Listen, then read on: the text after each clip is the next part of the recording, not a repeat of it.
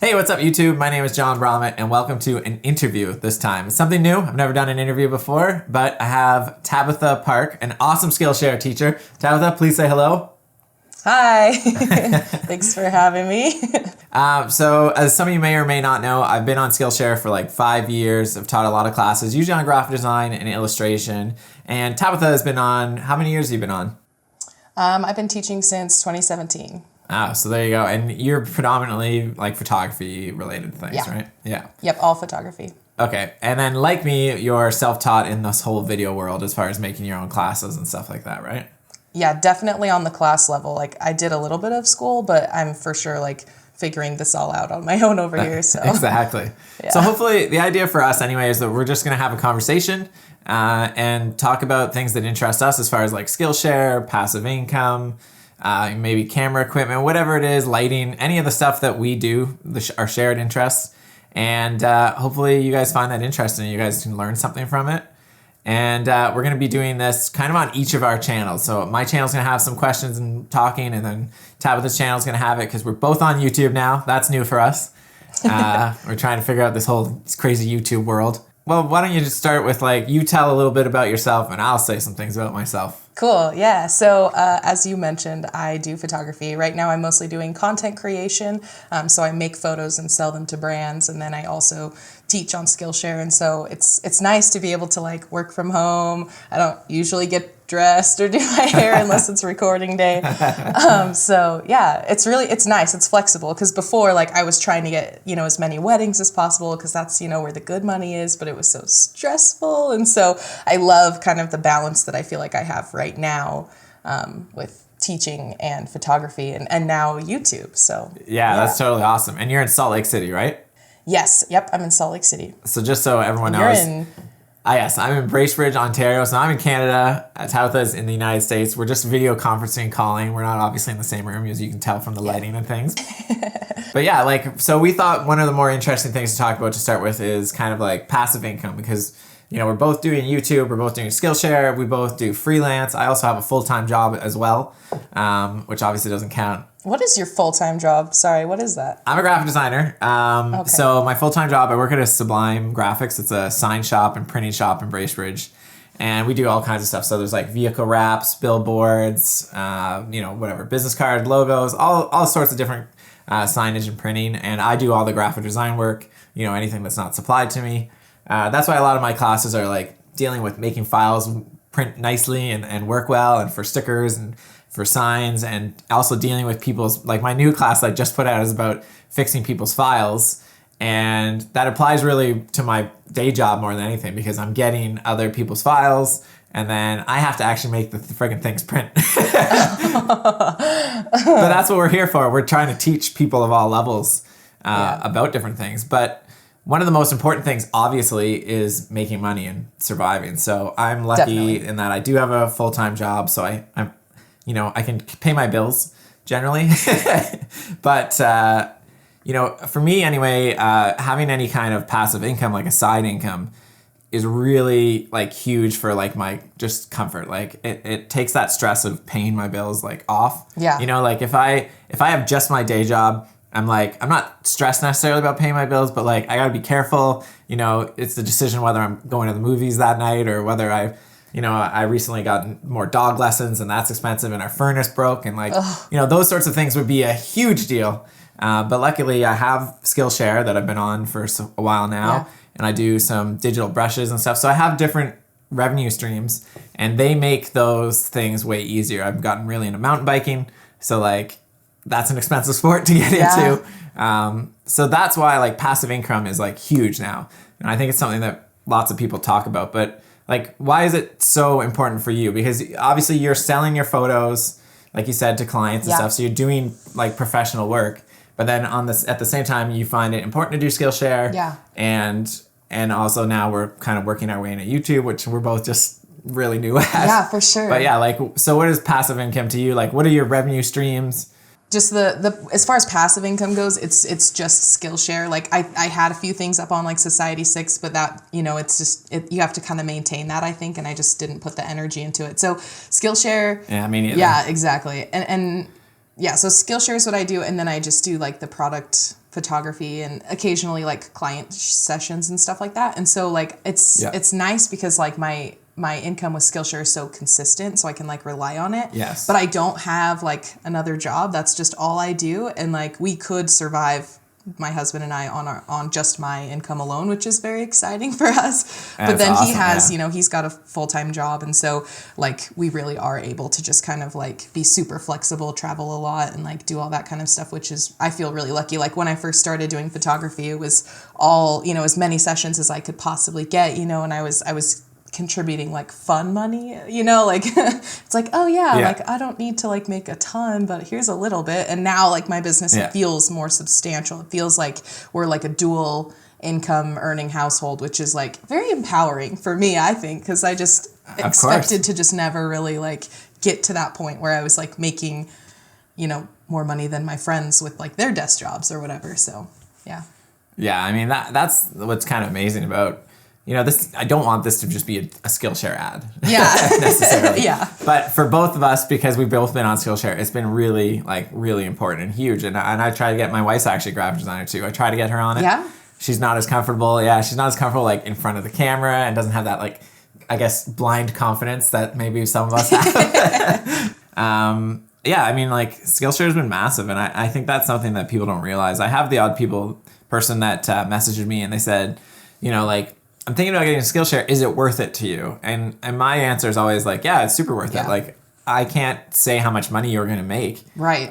Because it's all going to depend. Especially at the start, it's a little harder to get, as you have more classes and people keep finding them forever. So the more classes you have, the more consistent your revenue is, even if you don't put out a class, right? Exactly. Unless, there's some obviously artists that are like, they've already got a huge following. So it's easier for them, I think. They can just put out a class a year and make some significant money doing it.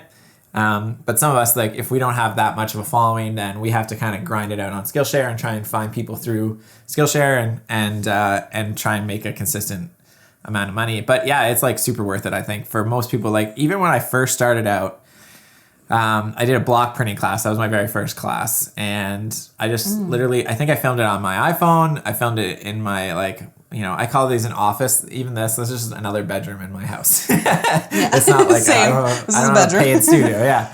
So it shows. So I had no lighting. I had nothing. I just had a window that was beside me, and I filmed myself in front of my desk, which is pretty much what I still do, as you can tell. And so that video cost me like nothing to make, basically. Yeah.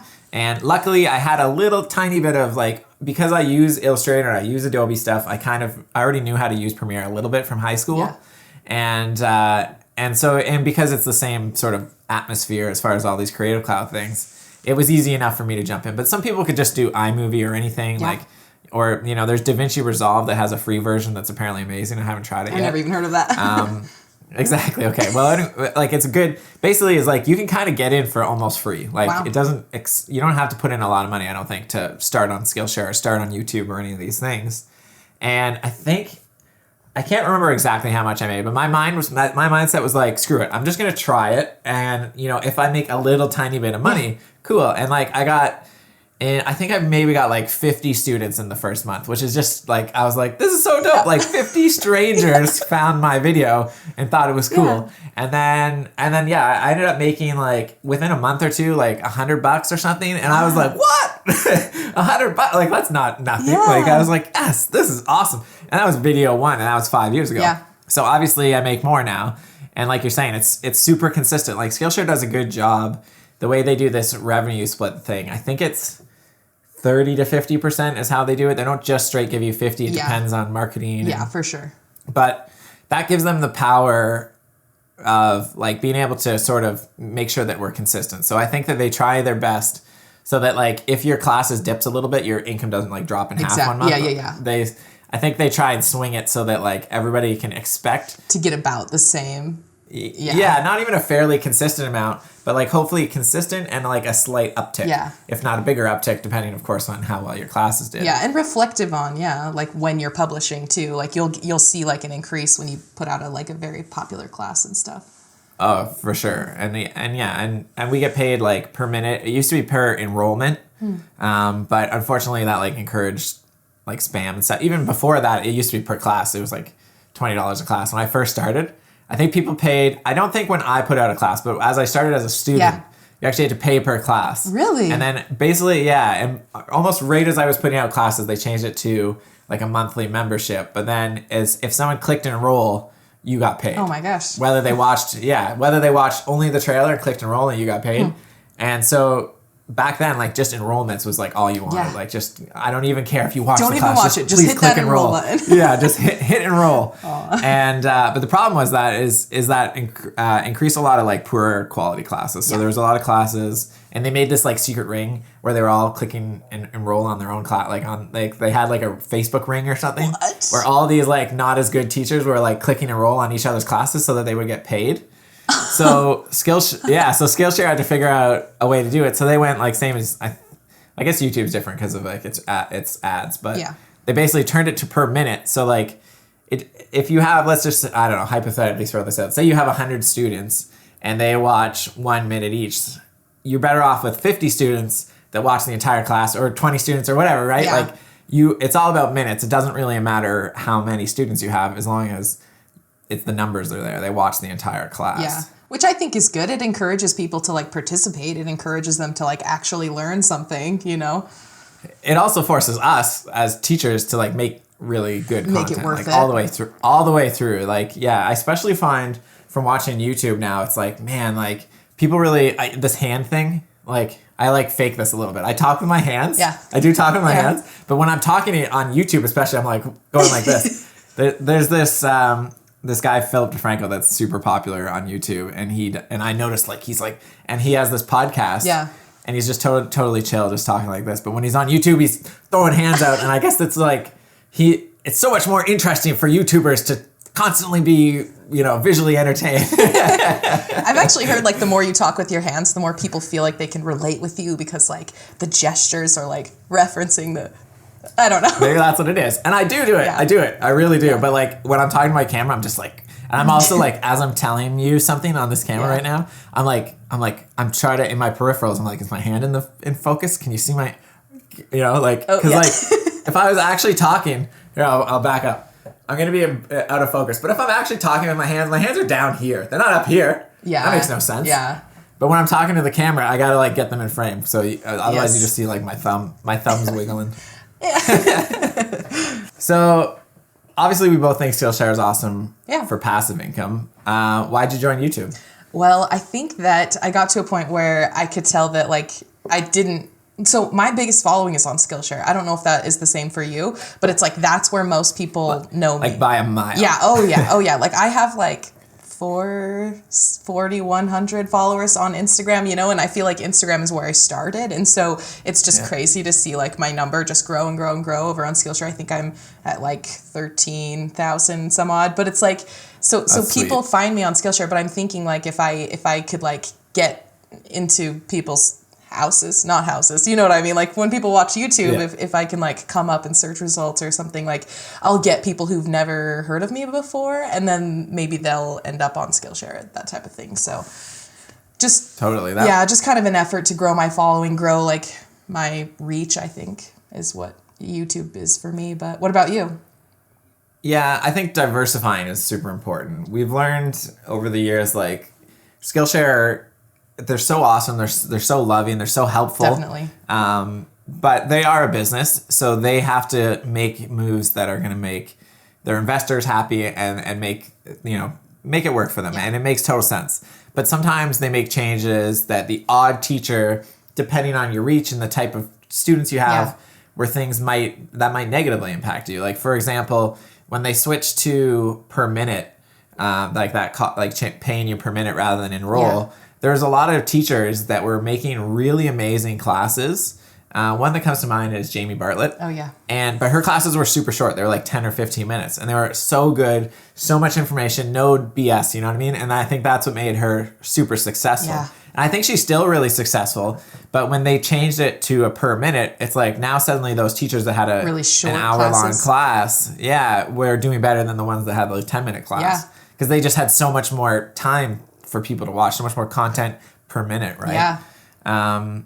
And that was, I remember talking to some other teachers, and I think that was one of those times that was like, we totally get it, it makes sense. And it did because you want the better quality classes that show up in Skillshare, the more people are going to keep clicking them and staying on the class platform, right? But it was one of those things where it's like, I should diversify a little bit. Like if I have all of my eggs in this Skillshare basket, which has worked, and I'm still doing that, sort of.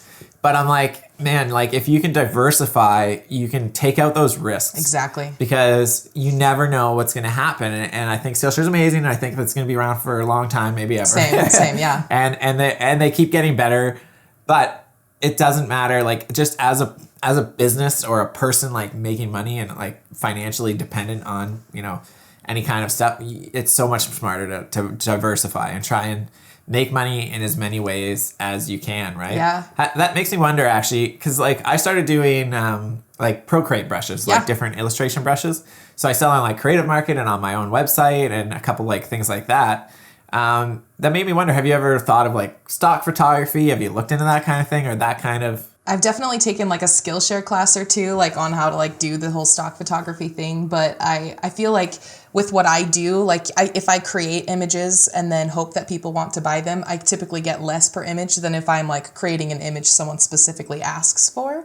And so there is that element to it. I've thought about like more recently, because I have a bunch of like pictures around my house that I've taken, none of the ones behind me, but like, no, that's but like ones that didn't make the cut. Well, it's like photos that, like I decorate my house, and so it's like I have like a series of brick photos that I really like that were taken in each of the countries we visited in Europe. And so it's like kind of like a special story behind it. And like my husband and I were talking about him. He's like, I bet you could sell these. And like people would decorate their house with them and like love that there's a cool story behind it. And I don't know. I've thought about making like a small cat calendar, with her in like different outfits. Like, but just stuff like that. Like, but I don't know. How much do you make with your Procreate brushes? Is it like substantial or is it just like?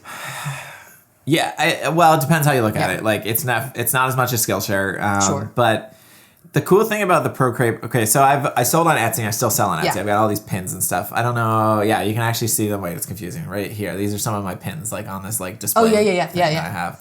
And so I've sold pins, like enamel pins. I've sold hats. Enamel mugs, which again, so confusing right there. There's a mug right there. Yeah. Anyway, whatever. I've sold all these cool things, like really cool stuff. And so I got all excited doing all this Etsy stuff. And at that time I was living in Barrie and I was literally across the street from me was a post office. So every time someone placed an order, and it's like when you start on Skillshare, every order you're like, oh my God, a stranger in friggin' Italy just bought this hat or whatever. Like honestly, like Turkey, like just totally like all these random countries people are buying, like Germany, I'm just sending things all over. Yeah. Of course, tons in the United States. Like, and it was super exciting. And I think it's still cool, but like after a few years, you're like, and then now I move in Bracebridge and now I have to drive like 10 minutes to the post office. Yeah. And now it's like, someone ordered a pin. Damn it, I gotta go to the post office. So it's like, and the pin's like $10. Yeah. So it's like, if now that like I haven't been updating as much, so now if I sell a pin in a week or something, I'm like, damn it, I gotta make a special trip to the post office for this $10 pin. And then, so that's when I was like, all right, I'm doing digital. Yeah. So I started doing these digital things. I can't even remember. I think I sell them for $8 or $10. I can't even remember. Yeah. Plus there's USD to CAD. It's confusing. But I think first I sold them on Skillshare and I think I made a few $100, like American. So even a little more Canadian. And then I've put them on Creative Market and I've made a few $100 more. So I think I've probably made like $1,000 on 2 packs of like 2 different brush sets. Yeah. But they probably took me like, I don't know, like 20 hours or something like that. Yeah. So like, awesome. Like I'm down with that. Like my thought process is like, as long as I can kind of get my time out of it, it's a win. And then anything above that is just like awesome, right? For sure. So I think it's totally worth it. Continuing on with the YouTube concept of passive income, I think a lot of people are really going to want to know, what are we going to be doing differently on YouTube versus Skillshare and stuff like that? Especially because like for me, I'm a little all over the place right now. I haven't like nailed down what I want to do and like how I want to differentiate things. I want to know like, what's your plan? What's your plan for YouTube? How are you going to make it different from Skillshare or maybe the same? And like, how are you going to balance the two just so like people know what they can expect? Yeah. At least your goal. Yeah. My goal, I think, is to just kind of, I want it to be a little bit different from Skillshare, but still like kind of be a learning type of thing. So with Skillshare, I typically do like really intense lessons where I'm talking about like, you know, high level concepts, but then I go into more like granular, I don't know, I've got shot demos, I've got more specific, like here's exactly how you do it. And for YouTube, I'm wanting a more casual, like showing more of my day-to-day type processes and like more of a anybody's approach, if that makes sense. And so most recently, the one I just filmed this past week, I just painted a black backdrop. It wasn't anything like spectacular. So I don't think it's like, you know, on Skillshare, it seems like very simple. I just put black paint on a board. But for YouTube, it's like, okay, well, I made this so that I could shoot it. Like it was part of my job, part of work, like, and here's the finished photo. And so kind of coming at an approach that's more anybody can do what I do, if that makes sense. I mean, it definitely takes like skills and like getting to that point, honing in what you are specializing in or whatever. I wish I could ask like some of the, especially the tutorial type people. That like predominantly do tutorial stuff like we're doing on YouTube. I'm like, man, why aren't you on Skillshare? Like some of them anyway, because because I've watched too many of these videos where people show how much money they made, and someone's like, I got 1 million views, and it ranges because it depends on the length of the video. Like if it's over 10 minutes, you can run more ads and all this. But like most people are like showing that they made like, you know, 1, 2 to maybe tops $4,000 on like 1 million views. And I always want to be like, you know, okay, good. For one, congratulations on 1 million views. That's insane. But two, like you would make way more money on Skillshare if you got 1 million views. Like, and like maybe you wouldn't get 1 million views because YouTube just has that many more people. And people want free content. And that's the world we're in. But like, so it just like that, I was like, I gotta get on this YouTube. Like, it's so much fun. It seems like so crazy. And then, but I have been struggling, and I don't have like, I used to do this thing where I like have a plan. Like, all right, I'm gonna go on YouTube and I'm gonna do this and that and this. But like most of the time, it doesn't work out. Things change. You like have to pivot. So like I went on to YouTube and I was like, I'm gonna try and be a little more casual. Like, I'm going to try different things, see what works, see what I enjoy doing. So I did like one little vlog where my wife and I went to like this winter carnival thing. And that was also for my wife kind of like, so she would like, you know, and then I've done like tutorial type stuff, and I plan to maybe like do reviews. Like I've got this Rode mic that I've been using lately, like talk about that. Talk about like the setup of lighting I've got, and like just do stuff I can't on Skillshare. Some of it will be like really quick tutorials because I think those are better ways to engage with viewers. You know, like it's hard to be funny. It's hard to be entertaining, I think. It's a lot easier to teach somebody something. Definitely. I think, to me anyway, right? Well, and I feel like with equipment too, like it's like you want your Skillshare video to be pretty evergreen. And so because things change and stuff, it's like I think it lends a lot easier to YouTube because it's like, you know, I made that video forever ago. It's probably going to stop trending when it's like too old or whatever, but. Exactly. I also... I've started watching like Casey Neistat's videos, and I think I'm like one of the late people because like the dude's, you know, 3 years ago he was like the biggest YouTuber ever, and he's still big, but he's busy doing lots of other things. And I liked his videos, and they showed me it's okay to not be perfect. You know what I mean? Like I want the lighting perfect. I want to talk to the camera exactly right. I want to have it like I've always been a more casual. Like there's a lot of people on Skillshare that have like a strict script. And they take months to edit, and I've never been like that. Like I'm a weekend. I rarely have a script. I have like a rough plan of maybe what I'm gonna say. And I edit it. Like I'll do my projects before sometimes. Like so those might take a couple weeks. But yeah, I'm like I also get bored. I'm kind of like ADD-ish. I don't want to just throw that out there, but I think I might literally have ADD. And so I like to just kind of and YouTube is just like, man, it seems so fun to like make a video. And just be done 20 minutes. Edit it, like, however long that takes. And, like, that night I'm putting that video up, and it's done. And I don't even have to worry about marketing it too much. I want to, like, have a good thumbnail and this. And, like, we'll just see what happens, right? Yeah. So, I don't know. Is there anything else, like, for passive income or YouTube or anything? Like, I mean, I just wanted to kind of echo what you say. Like, I feel like I make Skillshare videos kind of like you. It seems like there's definitely more of, like, a... You know, you film a little more off the cuff. It's like you have points that you want to make, but for the most part, it's going to be very casual and conversational. And like, there's not some big like equipment team. There's not, you know, I think because for me personally, like when I'm having like a bad, like an off day in my brain, like the last thing I want to do is record. And so it's like easier for me to be like, no, let's just do it tomorrow when I think I'll feel better, you know, because I don't want to do a whole, you know, and so for me, it's not like, okay, today I am filming. It is like, okay, today I'm going to see if I can film, you know? Yeah, no, like, that totally makes sense. Yeah, or you get like clouds rolling in and it's just like now I have to deal with like sometimes it's bright and sometimes it's dark and sometimes my cat like wants to just like run around and terrorize the house and I'm like, cool. My tripod's like shaking because she's like hitting it with her paw. I'm like, can you go find something else to do, please? Like, oh my God, the distractions is one of the biggest issues I have with filming. Like, I love my wife and I love my dog and I love my cat. Yeah. But goddamn, if they don't all get in the way, zip it. Yeah, my wife will be listening to the TV too loud. My dog will start barking. You know, neighbors will turn on snowblowers or lawnmowers or whatever. And my house is quiet, but the cat's the worst. Because all my cat stuff's in here, right? I keep like all her food, litter, everything. And I close the door because she's a real talkative cat. And I try and and then that hopefully that keeps this room quietly. And I swear to God, I don't think there's been a single class where she is not at that door, like scratching that, like shh, shh, shh, shh, and then I let her in, and she's jumping on my desk in between me and the thing. And it's just I told my wife, I'm like, I'm gonna have to get my own studio. Like, I gotta get out of this house so that there's not all these distractions. Reduce all of that, Or you could just lean into it like I do. Like sometimes my cat just walks across like my backdrop, and I'm like, "Hello, small cat," and like my students love it. They love seeing her.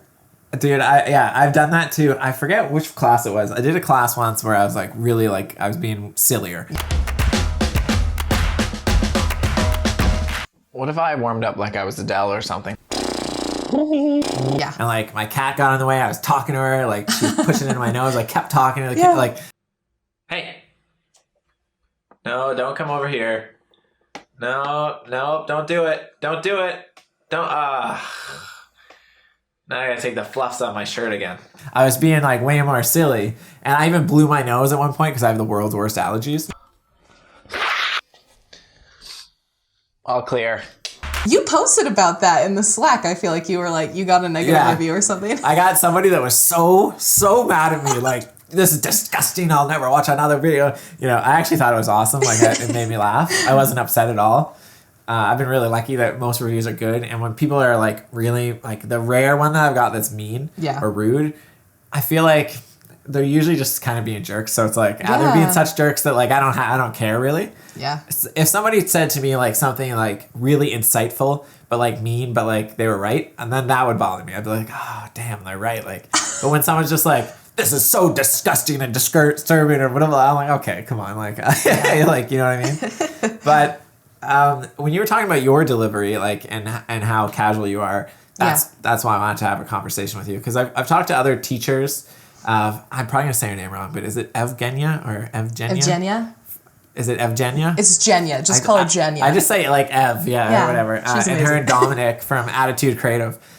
They're like, she's like one of my faves because I talk to her all the time on Slack. Yeah. And she's super helpful, and both of them are really smart in their classes. She's like whip smart, Yeah, so smart. And her classes are amazing. I love them. Like, they're some of my favorites. And so I want to talk to her one day too. But I thought like off the hop, like I was watching your class because I was getting into more photography stuff. Like I've got this new Sony A6400 and that's what I'm recording this on. And I'm like, I want to learn because I used to just auto settings. And now I've got like manual focus and stuff. Hopefully I am in focus or that would be awkward. We're going to hope we're both in focus here. But yeah, so I started watching some of your classes and learning Lightroom and stuff like that, at least just for fun for me. And yeah, when I was watching your classes, and I've seen some before and stuff, but I was like, yeah, damn, like I love like your style and my style. I think are very similar. Like we all are you know unique in our ways, and we're teaching totally different content. But I just personally for me, man, I relate to that like just casual like talking, and I think that makes it like more like I want to be your friend when I'm watching. Is that, you know what I mean? I get tons of reviews like that where people are like, I feel like I'm just having a conversation with a friend, and I'm like, yes, that is like what I want. I think that's huge. I think that allowing your personality to show through And whether it's like a calculated, like I want to be relatable, or if you're like me and you're just lazy. It lends well to laziness. Yeah, my personality comes out because I'm too lazy to make a script or figure out how to read it properly, and I can't memorize lines. I'm not an actor. So I just make it up, and hopefully I know my information enough that I can talk about it, obviously, right? Yeah. That's what I would think anyway. I'm also so like, I feel like I'm more like footage oriented. Like when I'm watching a movie, I'm like, now how did they film that? Like that's what my brain that is has changed a lot. Yeah. And so like when I'm watching a video and like someone's eyes like dart to the side and I can see that they're reading, like I'm so distracted by that. Like I can't understand what they're saying because I'm like, they're reading something, you know, and it feels, I don't know why. It's just like, it's You're one of those totally things that like throws me off. And so it's easier for those kind, like I'll just like set it aside and like do other things while I'm listening because it's like, it's still really good information and it's usually presented in a very like organized and like meticulous way, which is helpful if you're like wanting to absorb a lot really quickly. But yeah, like I am easily distracted. And so I hope that this keeps people very focused on me because Exactly. No, yeah. Hands. Okay, I'll tell you one thing I wanted to say about that. I find the same, like I did a Photoshop class actually on color grading. Yeah. And then as soon as I started doing those mountain bike videos I talked about, I started doing color grading in Premiere Pro. And now I do very mild color grading here too. Like I've learned how to do that stuff. But damn man, like especially the Photoshop one, it ruins movies for you. Like it does. Because you start to learn like that orange and teal thing, like you know, like Transformers and action movies and stuff, or like the greens and like man, once you realize that stuff, it's weird how like we're like comfortable and normal with it. Like you go into a movie and if the whole friggin' movie is orange and teal, you're like, boy, this looks, you don't even notice it. But like, what? That's not how the world looks. That's so weird. And I've noticed the exact same thing with sound effects. Sound effects are crazy, man. Like when we're watching a fighting movie and it's like, bah, boom, bah, but really like, I don't know, the guy's punching here, like, you're that's like, what it sounds would like. not make that sound. Right. It sounds like this.